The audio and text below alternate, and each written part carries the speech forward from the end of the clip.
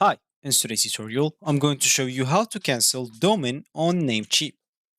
So the first thing you would like to do, of course, is just go and open the browser that you're going to use to follow this tutorial steps with. Here in my case, I'm actually using Brave, but of course in your case, you can use any other browser, it could be possibly working for you. Once you open that browser, make sure to go to the URL section and simply type namecheap.com and hit the enter button. That should take you into this page, which is going to be your home screen or your main screen of the website, Namecheap website. If you have an account, make sure to click at the sign in option, enter your username and password instead of this is my username because I'm already logged in into your account. And if you don't have an account, you'll find at the right of it a sign up option. Click on it to create an account. You'll have to do these two options manually because there's no fast way as like sign up or sign in with Google account or something like that. So once you do one of those two options, you will find yourself on the dashboard of your account.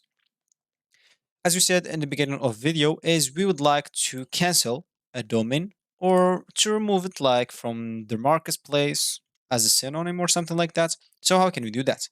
So the first thing that we would like to do, of course, is just click at the domain list to find all your domain names that you have on your account. Once you located the one that you would like to cancel, make sure to click at manage.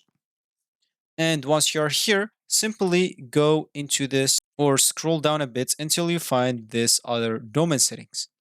As you can see for me, I still have this sell the domain, but for you, if you already like put this on the marketplace, you'll find the cancel option here. Of course, if you want like to cancel it totally, you will simply have to turn it off and it will be canceled.